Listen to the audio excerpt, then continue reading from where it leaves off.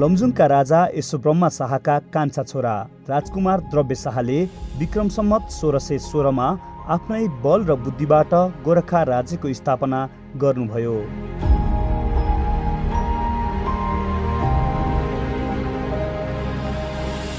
उनै गोरखा राज्यका संस्थापक राजा द्रव्य शाहका सन्तान राजा नरभूपाल शाहकी माइली रानी कौशल्यावतीको गर्भमा 7 महिना रहेर विक्रम सम्वत 1779 पौष 27 गते पृथ्वीनारायण शाहको जन्म भयो।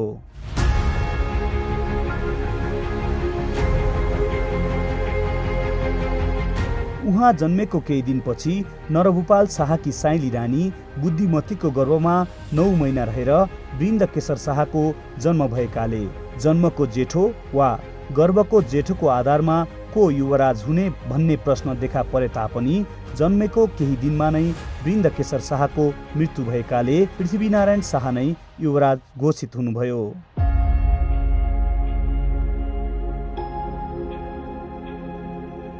पृथ्वीनारायण शाहको जन्म रानी कौशल्यावतीको गर्भबाट भए पनि उहाँको पालन पोषण, हेरविचार र उचित किसिमको व्यवहारोपयोगी शिक्षा र तालिम दिएर राजोचित गुणले युक्त युवराज बनाइदिने काम उहाँकी जेठी मुमा चन्द्र प्रभावतीले गरेकी थिइन्।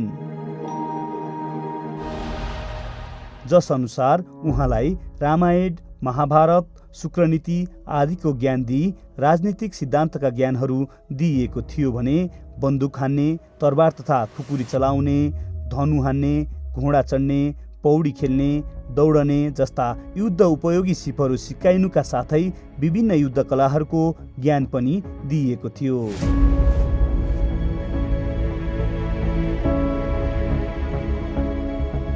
यी कुराहरूले गर्दा पृथ्वीनारायण शाह सानै उमेरबाट भोगविलासदेखि टाढै रहनुभयो र अन्य 22-24 राज्यका राजकुमार र युवराजहरूभन्दा योग्य बन्न सफल हुनुभयो।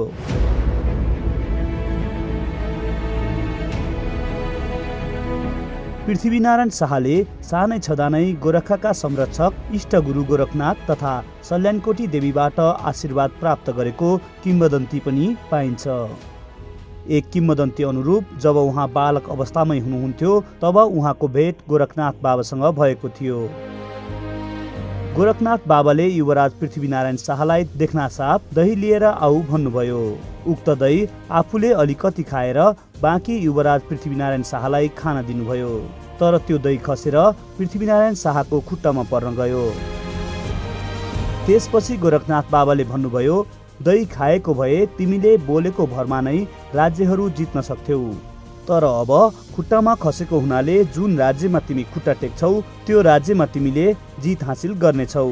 अत पृथ्वीनारायण शाहको पाउ परेका सबै राज्यहरू उहाँले जित्न सफल हुनुभयो। राजा नरभूपाल शाहले कान्तिपुर राज्यको एक क्षेत्र नुवाकोटमाथि आक्रमण गर्दा पराजित हुनु परेको थियो। त्यसैले सैनिक तथा आर्थिक रूपले सम्पन्न कुनै राज्यसँग सम्बन्ध जोडी गोर्खालाई पनि माथि उकास्ने उद्देश्य अनुरूप त्यति बेला सबल राज्यहरू मध्येको एक मकवानपुर राज्यसँग सम्बन्ध जोड्ने योजना बनाइयो। यो योजना अनुसार पृथ्वीनारायण शाहको पहिलो विवाह मकवानपुरका राजा हेमकर्ण सेनकी छोरी राजकुमारी इन्द्रकुमारीसँग सम्पन्न गरियो। त्यसपछि उहाँको दोस्रो विवाह नरेन्द्र लक्ष्मीसँग भयो।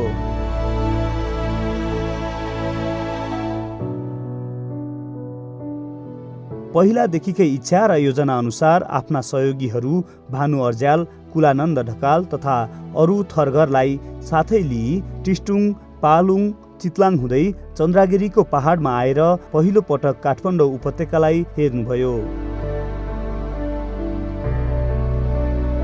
चन्द्रागिरीको पहाडबाट उपत्यकाको सुन्दर रूप देखेपछि सोही दिनबाट उहाँलाई उपत्यकाको राजा हुन पाए त हुन्थ्यो भन्ने मनमा लाग्यो र त्यसमा सफल हुनका लागि प्रयासहरू गर्न थाल्नुभयो।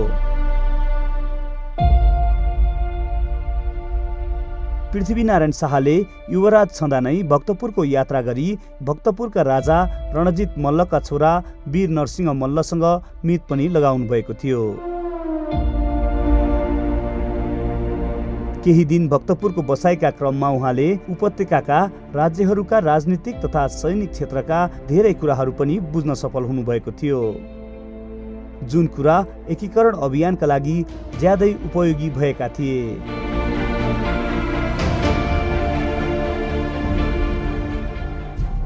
यसै क्रममा विक्रम सम्वत 1799 मा नरभूपाल शाहको मृत्यु भएपछि पृथ्वीनारायण शाह गोरखाका राजा हुनुभयो र राजा हुने बित्तिकै बुबाको सपना पूरा गर्न तथा नेपाल एकीकरण गर्ने आफ्नो योजना सफल बनाउन अघि बढ्नुभयो।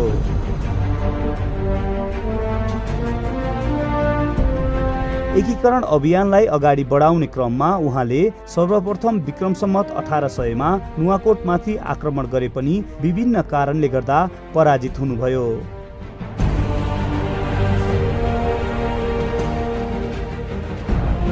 त्यसपछि विभिन्न सैनिक तयारीहरू गरेर विक्रम सम्वत 1801 मा दोस्रो पटक आक्रमण गरी नुवाकोटलाई विजय गर्न सफल हुनुभयो। उपत्यकाका राज्यहरूमाथि सोझै आक्रमण गर्नुभन्दा पहिले उहाँ उपत्यका वरिपरिका क्षेत्रहरू विजय गरी घेराबन्दी गर्ने र उपत्यकाको अन्य राज्यहरूसँगको सम्बन्ध विच्छेद गर्न चाहनुहुन्थ्यो।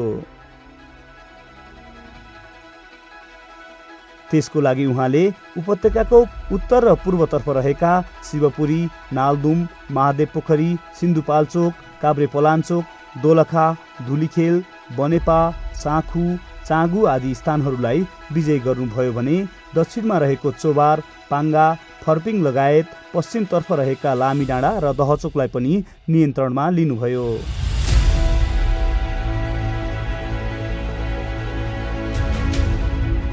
यसरी वरिपरिबाट उपत्यकालाई घेराबन्दी गरिसकेपछि उहाँले दक्षिणमा रहेको मकवानपुर राज्यलाई विक्रम सम्वत 1819 मा विजय गर्नुभयो। मकवानपुरका पराजित राजा दिग्बन्धन सेनको सहयोगको लागि गुर्गिन खाँको नेतृत्वमा मकवानपुर गढी आएका बङ्गाली सेनालाई पनि पराजित गर्न उहाँ सफल हुनुभयो। त्यसै गरी विक्रम सम्वत 1814, 1822 र 1823 गरेर 3 पटकको प्रयासपछि उहाँले कीर्तिपुरलाई पनि विजय गर्न सफल हुनुभयो। कीर्तिपुरलाई विजय गरेपछि कान्तिपुरका राजा जयप्रकाश मल्लको सहयोगका लागि क्याप्टेन किनलकको नेतृत्वमा आएको अङ्ग्रेजी फौजलाई पनि उहाँले सिन्धुली गढीमा पराजित गरी लखेट्न सफल हुनुभयो। त्यसपछि उहाँले विक्रम सम्वत 1825 को इन्द्र जात्राको दिन कान्तिपुर राज्यलाई सैनिक आक्रमणबाट, सोही वर्ष ललितपुर राज्यलाई बिना युद्ध र विक्रम सम्वत 1826 मा 3 दिनसम्मको सैनिक आक्रमणबाट भक्तपुर राज्यलाई विजय गर्न सफल हुनुभयो।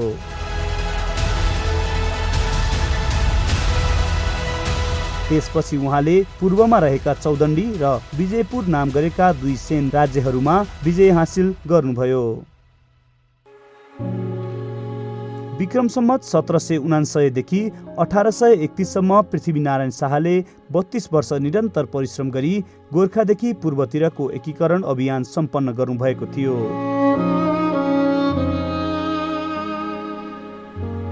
पश्चिमतिरको अभियानलाई अगाडि बढाउन विक्रम सम्वत 1831 को हिउँदमा नुवाकोट पुगेका बेला उहाँ रोगले थलिनुभयो।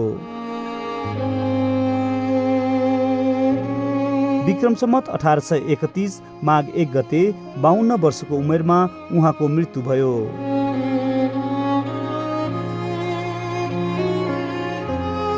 उहाँले एकीकरण अभियानमा उठाउनु परेको कष्ट, सो अभियान सफल पार्न लिएको नीति र दुःखका साथ जोडिएका राज्यहरूलाई जोगाउन आफ्ना सन्ततिले लिनुपर्ने नीतिका अलावा गृह नीति, परराष्ट्र नीति, आर्थिक नीति, सैनिक नीति आदिका बारेमा उपदेशमा व्यक्त गर्नुभएको छ। दिव्य उपदेशबाट प्रख्यात अहिले भन्दा 246 वर्ष पहिला दिएका यी उपदेशहरू नेपाल र नेपालीका लागि आज पनि मननीय र उपयोगी छन्। मेरा साना दुःखले आर्जाको मुलुक होइन, सबै जातको साझा फुलबारी हो, सबैलाई चेतना भया। स्वतन्त्र राष्ट्र नेपालको नागरिक भएर बाँच्न चाहने प्रत्येक नेपालीले उहाँको उपदेशको मनन गरिरहेका छन्।